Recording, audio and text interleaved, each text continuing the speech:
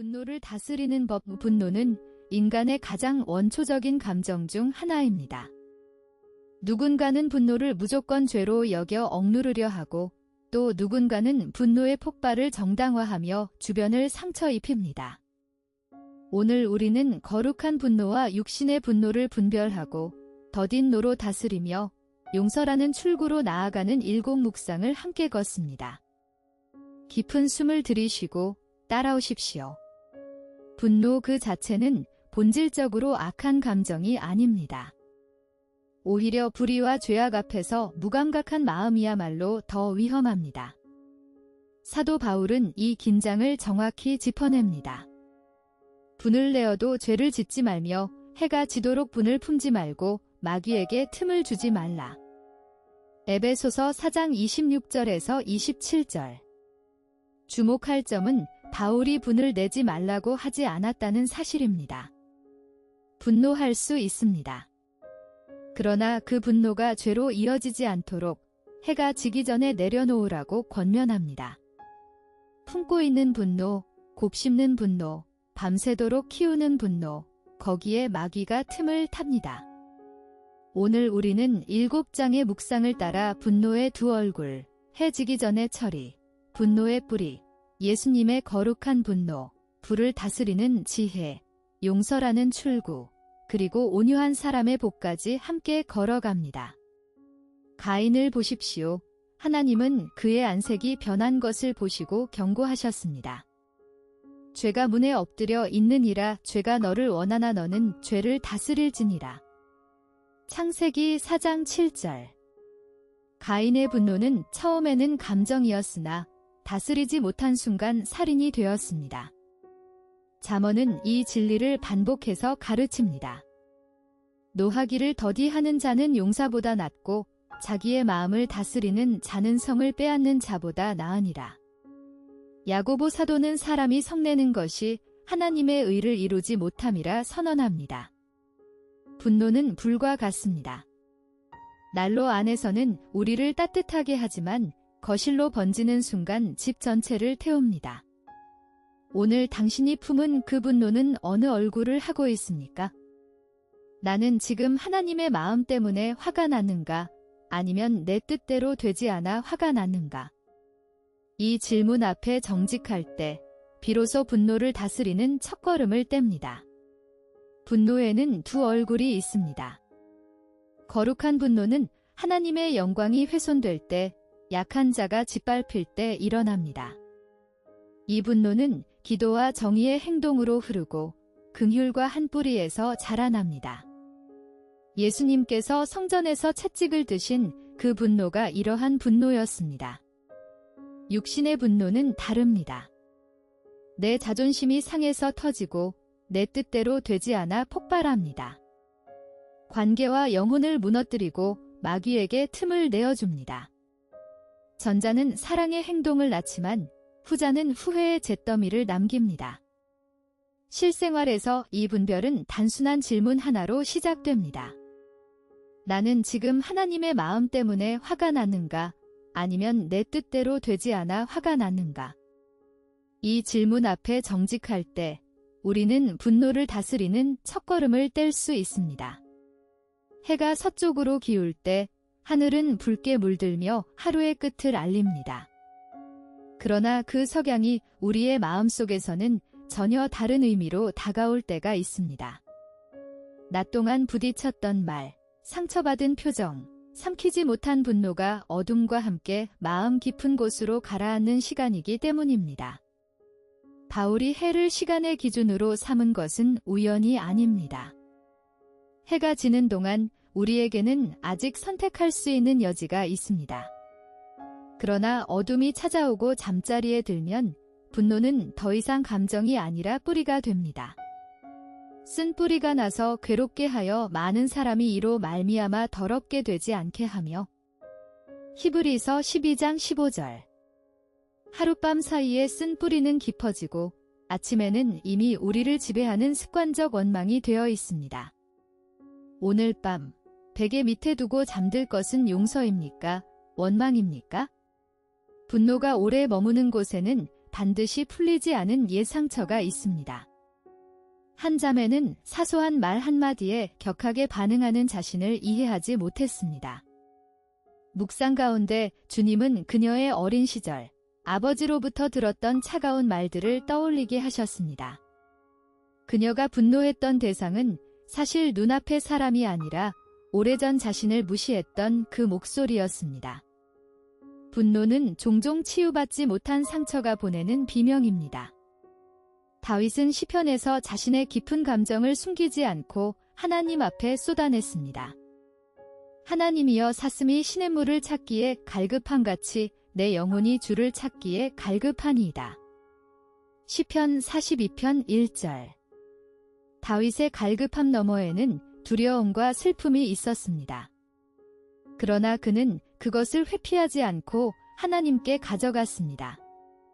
오늘 누군가에게 폭발적으로 화가 났다면 멈추고 물어보십시오. 이 분노 아래 어떤 상처가 울고 있는가? 분노 아래에는 세 자리가 숨어 있습니다. 첫째, 상처의 자리입니다. 분노는 종종 치유받지 못한 상처가 보내는 비명입니다. 사소한 말 한마디에 격하게 반응할 때 사실은 오래전 자신을 무시했던 그 목소리에 반응하는 것입니다. 둘째, 두려움의 자리입니다. 거절당할 두려움, 통제력을 잃을까 하는 두려움, 무가치하게 여겨질까 하는 두려움이 분노의 갑옷을 입습니다. 두려움은 가장 자주 분노의 모습으로 나타납니다. 셋째, 멈춤의 자리입니다. 분노가 올라올 때 즉시 반응하지 말고 3분만 멈춥니다. 그 3분 동안 주님께 묻는 것입니다. 주님, 제 마음 깊은 곳에 무엇이 있습니까? 이 질문 자체가 치유의 첫걸음입니다. 분노의 표면이 아니라 그 아래 흐르는 자리를 듣는 귀가 필요합니다. 우리는 예수님을 온유하고 겸손한 분으로만 기억하기 쉽습니다. 그러나 복음서는 뜻밖의 장면 하나를 보여줍니다. 예루살렘 성전뜰에서 채찍을 드시고 상을 엎으시는 모습입니다. 노끈으로 채찍을 만드사 양이나 소를 다 성전에서 내쫓으시고 돈 바꾸는 사람들의 돈을 쏟으시며 상을 엎으시고. 요한복음 2장 15절. 기도의 집이어야 할 성전이 장사꾼들의 소란으로 가득했습니다. 가난한 자들이 하나님을 만나야 할 그 자리에서 환전상들은 부당한 이익을 챙겼습니다. 예수님은 그 불의 앞에서 침묵하지 않으셨습니다. 온유함이란 결코 불의 앞에 무감각이 아닙니다. 참된 온유는 분노해야 할 때 분노할 줄 아는 영혼의 힘에서 나옵니다. 예수님의 분노는 자기 자존심이 상해서 터진 감정의 폭발이 아니라 하나님의 영광이 훼손될 때, 약한 자가 짓밟힐 때 일어난 분노였습니다. 성경은 분노를 없애라고 하지 않고 더디게 하라고 말합니다. 이 짧은 틈이 바로 성령께서 역사하시는 공간입니다. 노하기를 더디하는 자는 용사보다 낫고 자기의 마음을 다스리는 자는 성을 빼앗는 자보다 나으니라. 잠언 16장 32절. 야고보 사도도 동일한 지혜를 전합니다. 사람마다 듣기는 속히 하고 말하기는 더디하며 성내기를 더디하라. 야고보서 1장 19절. 속히 말하고 속히 분노할수록 우리는 하나님의 의를 이루지 못합니다. 분노가 올라올 때 3번 숨을 깊이 쉬는 것, 잠시 자리를 떠나는 것, 주여 한마디를 부르는 것, 이 작은 멈춤이 인생을 바꿉니다. 성령의 9가지 열매 가운데 마지막은 절제입니다. 절제는 억누름이 아니라 거룩한 방향으로 흐르게 하는 힘입니다. 같은 불이 어디를 향하느냐에 따라 구원도 되고 상실도 됩니다. 분노 앞에 2가지 반응이 있습니다. 즉각 폭발하는 길은 속히 말하고 속히 분노합니다.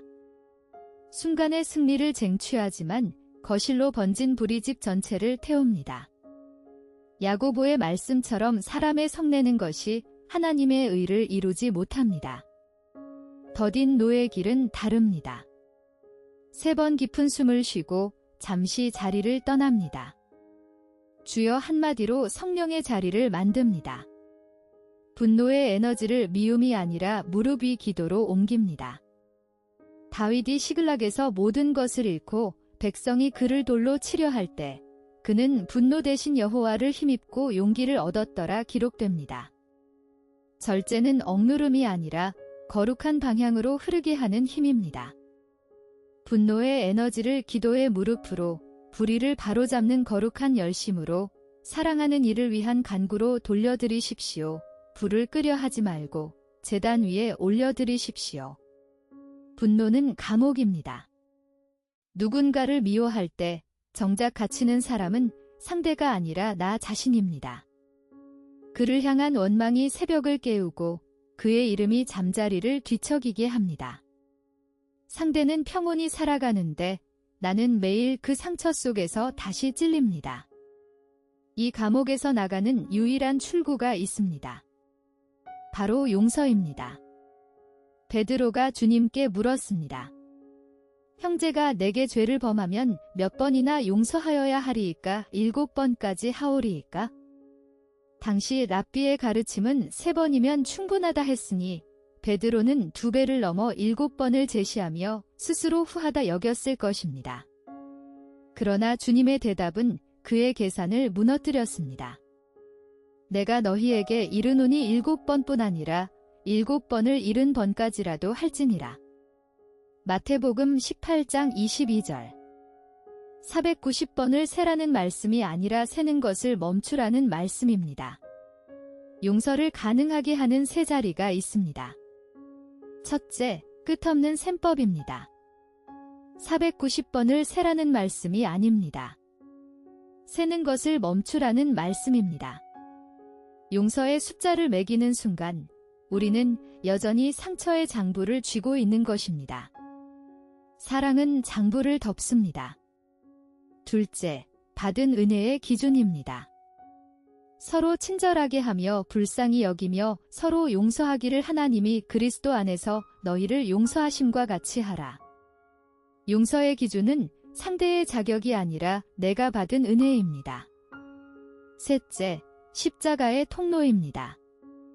아버지 저들을 사하여 주옵소서 자기들이 하는 것을 알지 못함이니이다.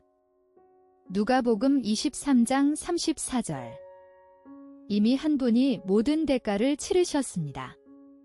심판은 하나님께 맡기고 우리는 자유를 취합니다. 용서는 관계의 회복이요. 무엇보다 내 영혼의 회복입니다. 분노는 불길처럼 타오르지만 온유함은 깊은 강처럼 흐릅니다. 온유함은 나약함이 아니라 길들여진 힘입니다. 마치 제갈 물린 준마처럼 거대한 에너지가 하나님의 손에 통제되어 선한 방향으로 흐르는 상태입니다. 예수님은 자신을 가리켜 이렇게 말씀하셨습니다. 나는 마음이 온유하고 겸손하니 나의 멍에를 메고 내게 배우라 그리하면 너희 마음이 쉼을 얻으리니. 마태복음 11장 29절. 성전에서 장사꾼들의 상을 뒤엎으실 때의 거룩한 분노, 바리새인들을 향한 예리한 책망, 그 모든 힘을 간직하신 분이 십자가 앞에서는 도수장으로 끌려가는 어린 양처럼 잠잠하셨습니다. 온유함은 반응할 힘이 없어서가 아니라 반응할 힘을 내려놓는 선택입니다. 온유한 사람은 자기 권리를 주장하지 않는 사람이 아니라 자기 권리보다 하나님의 뜻을 더 사랑하는 사람입니다. 이 책이 한 가지 묻고자 했던 것은 분명합니다. 분노에 휘둘리며 살 것인가, 분노를 다스리며 살 것인가. 분노의 두 얼굴, 해 지기 전의 처리, 뿌리의 자리, 예수님의 거룩한 분노, 더딘 노의 지혜, 용서라는 출구, 그리고 온유한 사람의 복 7 묵상을 따라 우리가 함께 걸어온 길은 결국 한자리로 우리를 데려갑니다. 온유한 자는 복이 있나니 그들이 땅을 기업으로 받을 것이며. 마태복음 5장 5절. 분노는 난로 안에서는 따뜻하게 하지만 거실로 번지면 집 전체를 태웁니다. 그 불을 끄려 하지 말고 제단 위에 올려드리십시오. 다음 회에는 슬픔도 선물이다를 함께 묵상하겠습니다. 오늘의 자리에 잠시 더 머물러 당신이 품고 있는 그 한 분노를 하나님 앞에 내려놓아 보십시오. 구독과 좋아요는 다음 영상의 빛이 됩니다. 우주나 Q3 채널에서 다시 만나요.